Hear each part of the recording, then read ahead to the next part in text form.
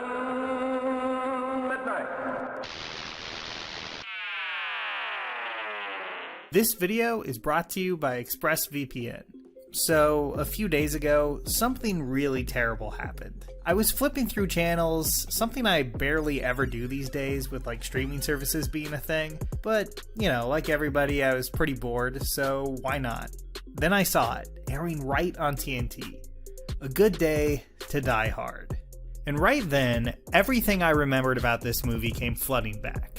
The awful, desaturated, blue-tinted cinematography, the terrible shaky cam, Jai Courtney, it was all there.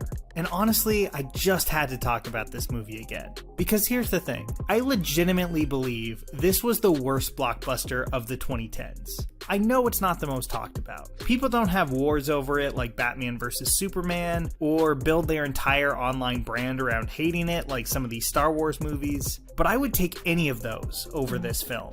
A movie with more lazy contempt for its audience than maybe anything I've seen. I'm not usually the super over-the-top criticisms YouTube guy, but this time, it's pretty warranted. I think that basically every decision this movie made was wrong, resulting in a film that's ugly, boring, and maybe worst of all, took one of my favorite action heroes and turned him into one of the most unlikable leads in recent memory. John McClane deserved better, and in this video, I'm gonna try to dig into why. John McClane. It's showtime. Sin City. Die Hard Trilogy 2. Viva Las Vegas. Part 1. Classic McClane. Most of you are probably already familiar with the Die Hard franchise, but I'll try to give you a brief overview in case you were born in like 2005 or something. The first is considered an action classic for good reason. In the late 80s, at the height of action stars looking like Arnold Schwarzenegger and Sylvester Stallone, Bruce Willis was a breath of fresh air. John McClane is definitely still a heightened action hero, but he was a lot closer to your average guy than people were used to seeing on the big screen. If there's one thing that defines John McClane in the first three Die Hards, it's his panicked improvisation. Back when Bruce Willis liked to actually emote on screen, McClane was constantly freaking out, making up plans as he went along, and taking a lot of punishment as he did it. It's not a unique take to say that the fourth film screwed this up in a pretty big way. I mean, even Michael Scott thought so. Having McClane leap off of jets and tumble down crumbling freeways stretched the character's believability past its breaking point. But honestly, I don't think that even comes close to how much A Good Day to Die Hard misses the appeal of the character. There's a moment in this movie that I think sums this up perfectly. For those who don't remember, and really, why would you? Die Hard 5 follows John McClane as he goes to Russia to try to get his son Jack, who's being held as a political prisoner there. What he doesn't know is that Jack is a CIA agent, trying to take down a powerful gangster with a ton of political influence. And, you know, some stuff happens, Chernobyl is involved at one point, and already all of this is a huge red flag for me. See, the movie opens with all this quick cutting between news reports, a Russian political prisoner, CIA offices, political assassinations, all done in this ultra shaky handheld style that was still very popular in 2013. This feels nothing like a Die Hard movie. Globetrotting, espionage, government secrets, it's such a blatant attempt to move the series in a more Jason Bourne direction. But unlike Casino Royale, which reinvented its grittier take on Bond in a very confident way that managed to carve out its own identity, Die Hard 5 just feels like it's doing a bad impression. Less of a smart take on the franchise, and more bringing it down to the level of a cheap Redbox movie, which I guess would probably also star Bruce Willis. But the moment I'm talking about comes in the scene where McClane finds out that his son is a spy. And not only is he unimpressed, but he actively mocks Jack for it. Don't get me wrong, it's not that John McClane should have a lot of respect for the CIA or anything. It would actually have been more in line with classic Die Hard to have made Jack's handlers totally useless, overconfident morons. A lot like the FBI agents in the first movie. But what I hate about this moment is that it cemented to me that nothing in this film will affect John McClane, physically or emotionally. I mean, in this moment, John learns that he didn't know his son was a secret agent that kills people on behalf of the government. You'd think that would rattle him in some way, make him upset, angry at himself, something.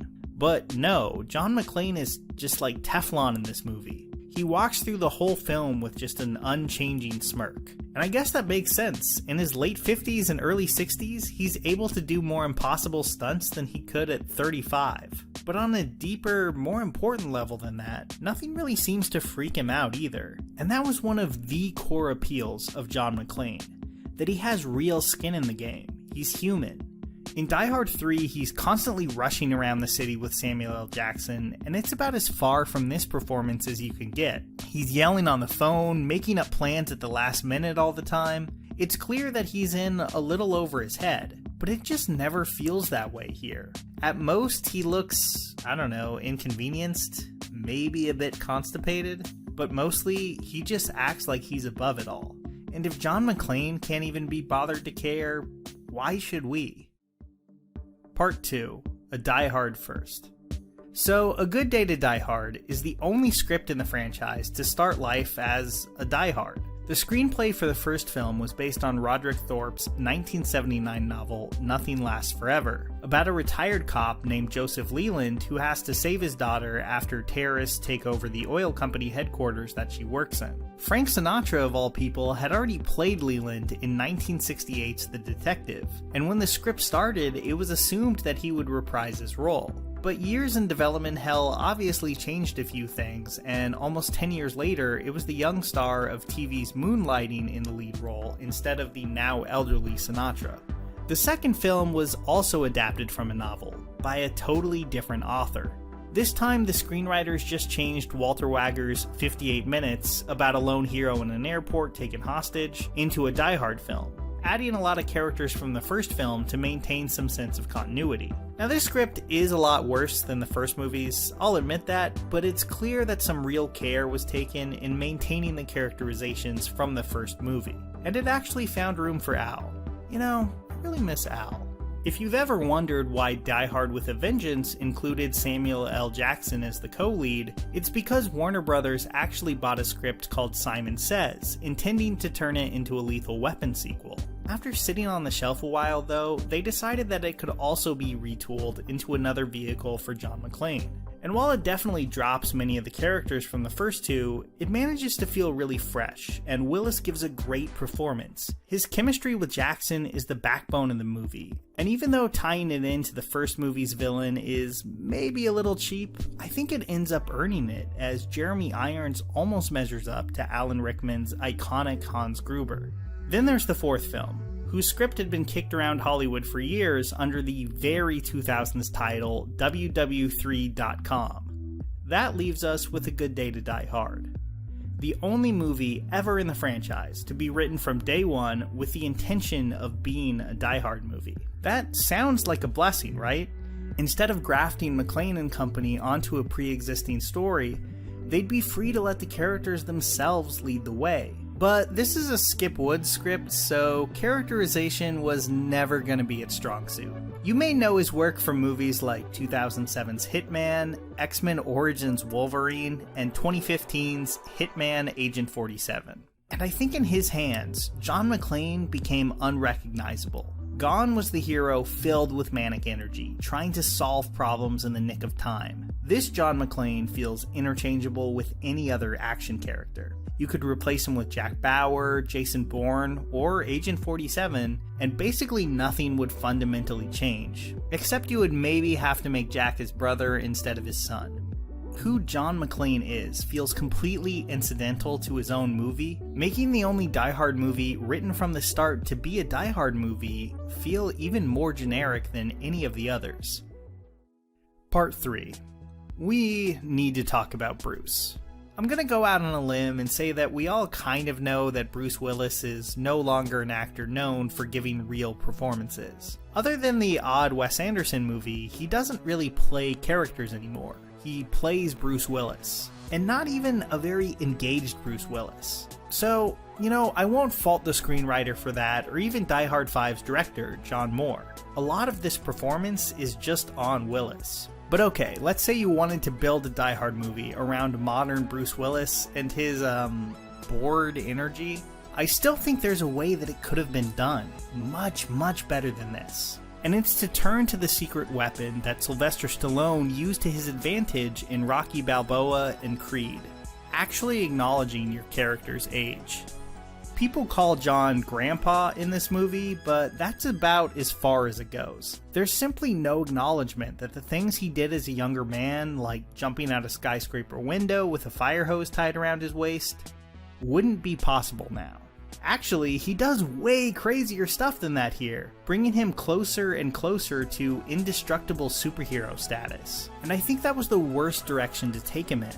If you're stuck with cranky, tired Bruce Willis, at least lean into it. Make the fact that he's getting older and having to rely on his son more a part of the film. And maybe him confronting his own mortality an important part of his character arc. That would create some actual stakes, which this movie is just severely lacking. But I also can't lay this entire movie at the feet of Willis. The villains he has to play off of just aren't helping. Because this is that kind of movie that thinks the bad guy chomping on a carrot while he monologues qualifies as an interesting character trait. There's a scene near the end where Willis is maybe actually kind of trying. He has this big laughing fit with the villain as an obvious reference to the first film, but it totally falls flat in this context. In the often parodied original scene, it's great. It's this really cathartic moment for these characters. Even though they were enemies, they'd been through this night of hell together, with John stretched to the absolute breaking point of his resolve. You can really feel that there's some mutual respect there. You feel none of that in 5. It's just completely unearned, accomplishing nothing but making you think of a better scene in a much better movie.